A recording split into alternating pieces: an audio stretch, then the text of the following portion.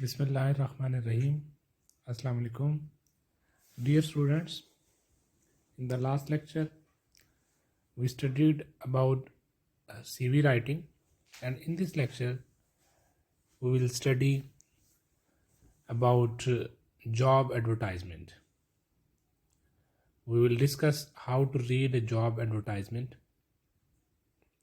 First of all, we have to know what is a job advertisement. कि job add होता क्या है. Job advertisement हम अब रोज़मर्रा ज़िंदगी में डिफरेंट प्लेटफॉर्म्स पर हम देखते हैं. मेनली हमारे रीजन में न्यूज़पेपर एक बड़ा सोर्स है जॉब एडवर्टाइजमेंट के लिए. तो वहाँ पर एम्प्लॉयज़ जॉब सेल करते हैं. जैसा कि इसमें लिखा है पहली लाइन में, job adverts are a vital part of the recruitment process. Recruitment process यानी कि भर्ती के अमल का एक अहम हिस्सा है. Employers use them to sell jobs and attract the best candidates. Employer का क्या करते हैं कि वो जॉब्स सेल करते हैं और बेहतरीन कैंडिडेट्स को अट्रैक्ट करने की कोशिश करते हैं. उनकी ख्वाहिश ये होती है कि हमारी इस जॉब के लिए एक बेहतरीन उम्मीदवार चूज़ किए जाए. इस पर्पज़ के लिए वो उनकी अपनी एक डिपार्टमेंट होता है जिसे HR डिपार्टमेंट कहते हैं. तो ह्यूमन रिसोर्स डिपार्टमेंट वो रिक्रूटमेंट करता है. HR मैनेजर इसमें फोकल पर्सन होता है. इसके अलावा हमारे रीजन में ये भी देखने में आता है कि जहाँ पर जॉब्स हों वो मुख्तलिफ रिक्रूटमेंट कंपनीज़ को से रब्ता करते हैं और उनको अपनी रिक्वायरमेंट्स के बारे में बताते हैं कि हमें इस तरह के स्किल्स के अफराद चाहिए.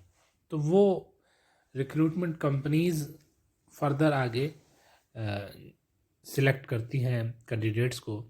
लाइक हमारे यहाँ जैसे NTS है या PPSC है, तो ये रिक्रूटमेंट कंपनीज़ हैं जो कि डिफरेंट डिपार्टमेंट्स के लिए अहल उम्मीदवार को सिलेक्ट करके उनको प्रोवाइड करती हैं. तो नेक्स्ट है what is a job advertisement. These are advertisement written by HR department or recruitment companies. Recruitment companies भेजती हैं या HR डिपार्टमेंट कंसर्निंग कंपनी के वो पब्लिश करवाते हैं एडवर्टाइजमेंट को. And are design to attract the best qualified candidates for a specific vacancy. और ख़ास वैकेंसी के लिए बेहतरीन काबिल उम्मीदवारों को सिलेक्ट किया जाता है. Their aim is to give prospective candidate a clear understanding of a role and its purpose. Job advertisement का मकसद कैंडिडेट्स को वाज़ेह अंदाज में उस जॉब के बारे में, उसके किरदार और उसके पर्पस के बारे में आगाह कर देना होता है. They usually consist of a job title as well as job description and will have details about the salary, closing date and how to apply. No phone calls, apply by email etcetera. कहते हैं job advertisement अमूमी तौर पर चंद चीज़ों पर मुश्तमिल होते हैं जिनमें जॉब का टाइटल और इसके साथ साथ जॉब की डिस्क्रिप्शन भी होती है. टाइटल उसका ये है, डिस्क्रिप्शन भाई उसका काम क्या है, उसकी स्किल्स उसमें क्या होनी चाहिए, उसकी रिस्पॉन्सिबिलिटीज़ क्या होंगी, ये चीज़ें डिस्क्रिप्शन में लिखी होती हैं. और फिर इसके साथ साथ सैलरी भी दर्ज होती है, बाज़ जगह नहीं भी होती. क्लोजिंग डेट मस्ट है कि कब तक अप्लाई किया जा सकता है और कैसे अप्लाई किया जा सकता है. जैसे इसने लिखा no phone calls, apply by email, email के ज़रिए अप्लाई करना है या ख़त किताबत के ज़रिए अप्लाई करना है, किस तरह ईमेल करना अप्लाई करना है, तो वो सारा प्रोसेस वहाँ पर लिखा होता है. बाज़ जगह वॉक फॉर इंटरव्यूज़ होते हैं, वहाँ पर ये होता है कि जो अहल उम्मीदवार होते हैं उनको डॉक्यूमेंट के साथ उनके ओरिजिनल और फोटोकॉपीज डॉक्यूमेंट्स की वहाँ पर दर्ज की कर दी जाती है कि भी फला फला डॉक्यूमेंट्स साथ लेकर आएँ, तो वो डायरेक्ट ही इंटरव्यू के लिए बुलाते हैं। तो ऐसे एडवर्टाइजमेंट को हम कहते हैं वॉक फॉर इंटरव्यू। उसमें जस्ट उम्मीदवार अप्लाई नहीं करते बल्कि अपने ओरिजिनल और फोटोकॉपीज़ डॉक्यूमेंट्स की साथ लेकर जाते हैं और वहाँ पर डायरेक्ट ही उनका इंटरव्यू होता है और अहल उम्मीदवारों को चूज़ कर लिया जाता है। तो इस तरह ये डिफरेंट जॉब एडवर्टाइजमेंट हमारे सामने आते हैं डेली रोज़मर्रा ज़िंदगी में। तो नेक्स्ट है how to read job advertisement and get key information that can help you to build a winning CV. Job advertisement को कैसे पढ़ा जाए और फिर उसी हिसाब से सीवी बिल्डअप की जाए ताकि वो आपकी सीवी एक विनिंग सीवी बने, आप जॉब विन कर सकें। Although deciphering a job ad can be tricky. Job ad को पढ़ना समझना ट्रिकी हो सकता है, it's not impossible and well worth the effort. लेकिन नामुमकिन नहीं है, मुश्किल हो सकता है, नामुमकिन नहीं है। Well, adverts are filled with jargon which can leave you confused as to what the employer is actually looking for. बहुत सारे जॉब एडवर्टाइजमेंट के अंदर जैरगन यूज़ हो सकते हैं। जैरगन मीन उस फील्ड की टर्मिनोलॉजी, जिस फील्ड की जॉब है उस फील्ड की स्पेसिफिक टर्मिनोलॉजी, उसे जार्गन कहा जाता है। आम आदमी उसे नहीं समझ पाता, आम आदमी उसका एक सादा सा मतलब ले सकता है। तो इस तरह कहता है कि जार्गन उसमें यूज़ किए जा सकते हैं, वो आपको कंफ्यूज कर सकते हैं कि आप इस बात पर कंफ्यूज हो जाएंगे कि एम्प्लॉयर एक्चुअली किस किस्म की उम्मीदवार तलाश करना चाहता है। तो वो इस पर्सपेक्टिव में आपको कंफ्यूज कर सकते हैं। The trick is to read it carefully.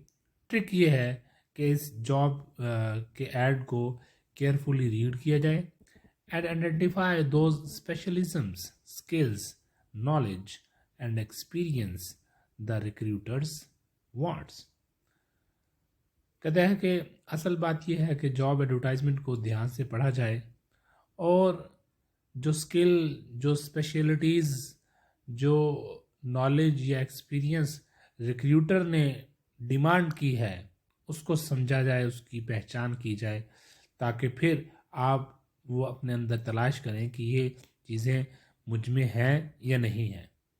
जो एजुकेशन यहाँ पर दी गई है वो मुझ में है, जो स्किल्स ऐड में दिए गए हैं वो मुझ में है या नहीं, तो उस हिसाब से डिटरमिन किया जाए। अगर आप उसको अपने आप को उस जॉब के अहल समझते हैं तो फिर फर्दर जो प्रोसेस है उसको फॉलो करें।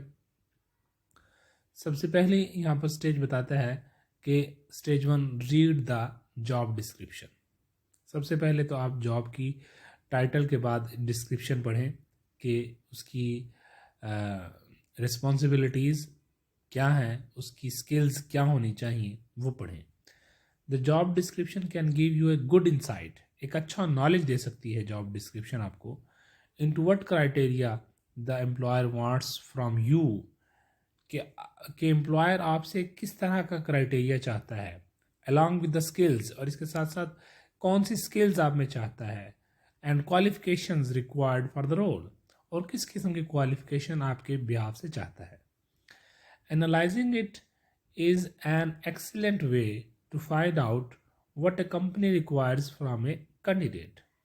कहते हैं इसको तज्जिया करते हुए यूँ कहा जा सकता है कि कंपनी अपने कैंडिडेट से जो कि जॉब के लिए आएंगे उन कैंडिडेट से क्या डिमांड करती है, तो ये चीज़ जॉब डिस्क्रिप्शन में लिखी होती है।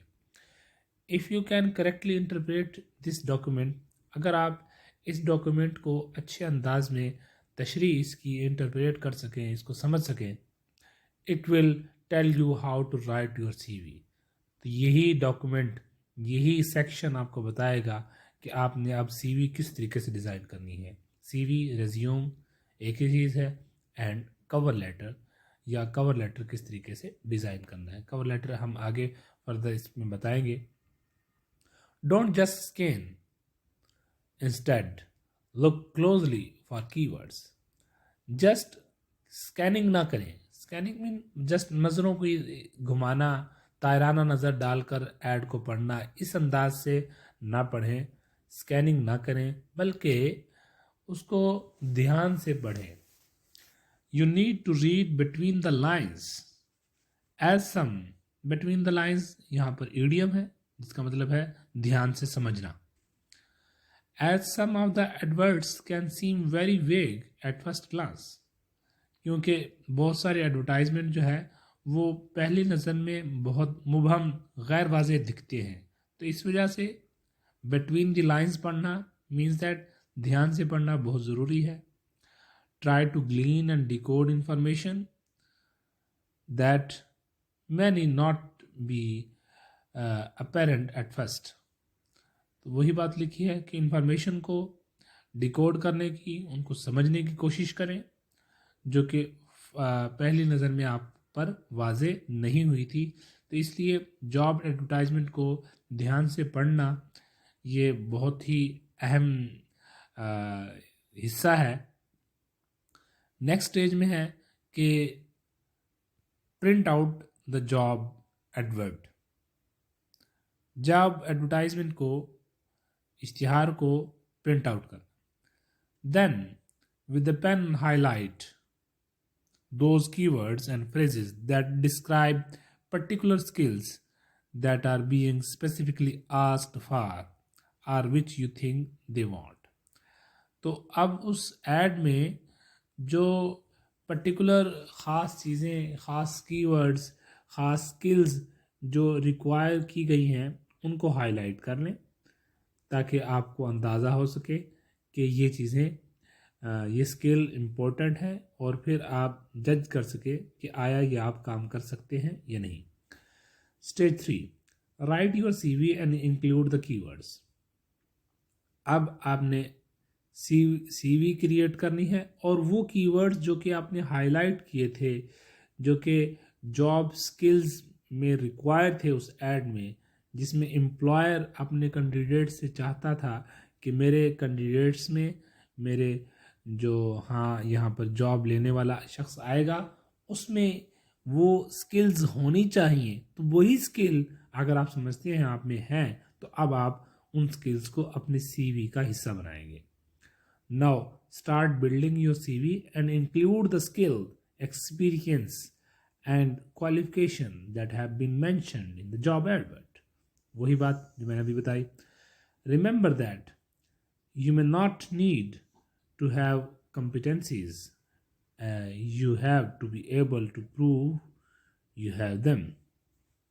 तो वही बात यहाँ पर बताई गई है कि आपने वहाँ पर अपनी competencies को जो है प्रूव करना है.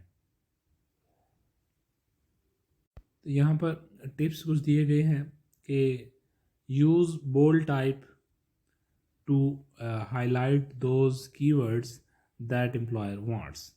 जो एम्प्लॉयर चाहता था जिन स्किल्स को आप उन्हें बोल्ड कर दें अपनी CV में.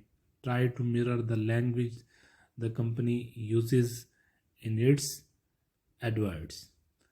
कोशिश करें कि ऐड में कंपनी ने जिस तरह की लैंग्वेज यूज़ की है आपकी CV में भी लैंग्वेज वैसी ही होनी चाहिए. ट्राई टू मिरर, उसी तरह की का अक्स नज़र आए और एम्प्लॉयर को देखते ही ये अंदाज़ा हो, आपकी CV देखते ही ये अंदाज़ा हो कि इसी शख्स की मुझे तलाश थी. मुझे ऐड में जिस तरह की स्किल्स उसने लिखी थी तो वही स्किल्स जब उस आप CV में लिखेंगे तो ये इम्प्रेशन एम्प्लॉयर पर जाएगा और एम्प्लॉयर एक अच्छा तासुर लेगा आपके बिहाफ से. तो ऐसा करना बहुत ज़रूरी है. तो होपफुली यहाँ तक आपको आज का हमारा लेक्चर जो हमने स्टेजेस पढ़ी हैं अच्छे तरीके से समझ आ गई होंगी. इंशाल्लाह नेक्स्ट लेक्चर में इसके जो बकिया पार्ट है उसको कवर करेंगे. तब तक के लिए अल्लाह हाफिज़.